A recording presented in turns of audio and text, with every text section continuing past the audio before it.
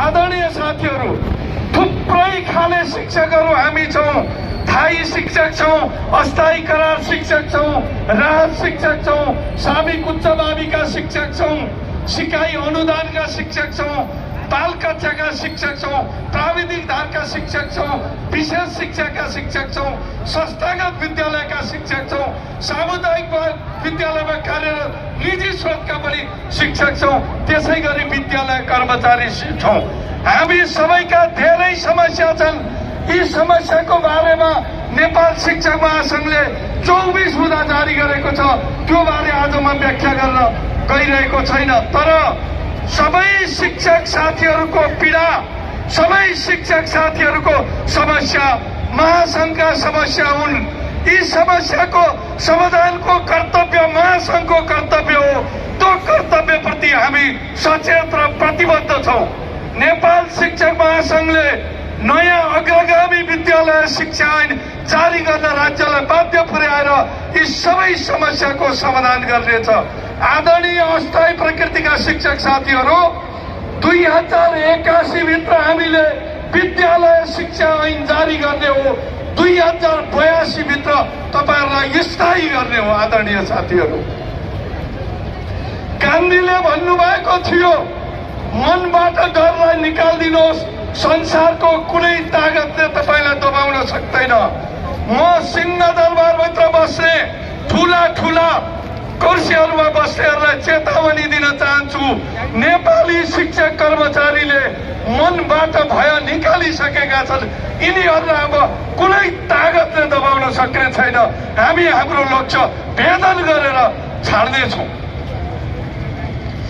टाउकोमा कफन बाँधेर हामी लोकतान्त्रिक विधि पद्धति अनुसार शिक्षक कर्मचारीको पेशागत मर्यादा अनुसार युद्धमा होमिएका छौँ। हाम्रो जित निश्चित छ। आदरणीय साथीहरू, यसपटक कि जितिन्छ कि बितिन्छ, कि जितिन्छ कि बितिन्छ, बीचको कुनै बाटो छैन। यसपटक सम्झौता पनि हुँदैन। सम्झौताको जरुरी छैन। विगतमा हामीले पटक पटक सम्झौता गरिसकेका छौँ। ती सम्झौता लागू हुने गरी सिंहदरबारभित्रबाट व्यवस्थापिका संसदबाट ऐन जारी होस्।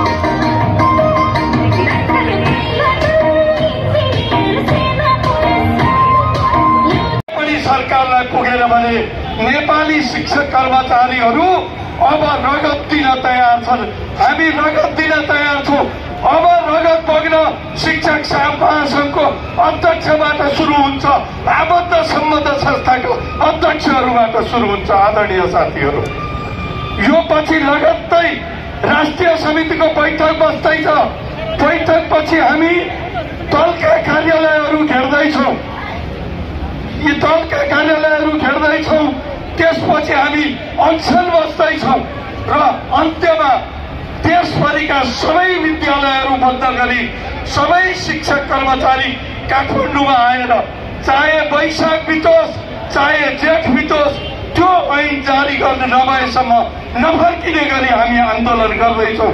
आदरणीय साथीहरू, अन्त्यमा यहाँहरूको सहभागिताको लागि महासंघ राष्ट्रिय समितिको तर्फबाट यहाँहरूलाई हार्दिक धन्यवाद छ। एउटा आग्रहका साथ म बिदा हुन चाहन्छु। तपाईहरू आन्दोलनलाई बल दिनुहोस्, हाम्रो हात बलियो गराउनुहोस्। तपाईको हातमा एक ठान अग्रगामी विद्यालय शिक्षा ऐन हामी थमाइदिन्छौँ। यही प्रतिबद्धताका साथ फेरि एकपटक सबैलाई हार्दिक धन्यवाद दिँदै बिदा हुन्छु।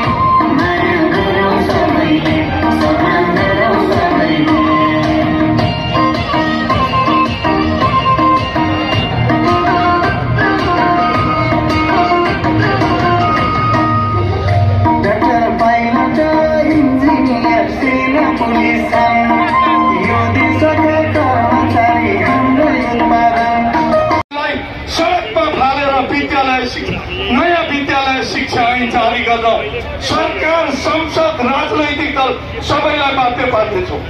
आदरणीय साथीहरू, धेरै लामो कुरा छैन। 3 जना नेताले चाहे भने यो ऐन आउँछ। त्यो 3 जना नेता भनेको वर्तमान प्रधानमन्त्री, नेपाली कांग्रेसको सभापति र नेकपा माओवादी केन्द्रको अध्यक्ष। उहाँहरूलाई सोध्न चाहन्छु, तपाईहरू दण्डकी गराएको यो 28 सालको ऐन कति समय बोक्न चाहनुहुन्छ? अग्रगामी शिक्षक कर्मचारीका समस्या समाधान गर्ने ऐन कहिले दिनुहुन्छ?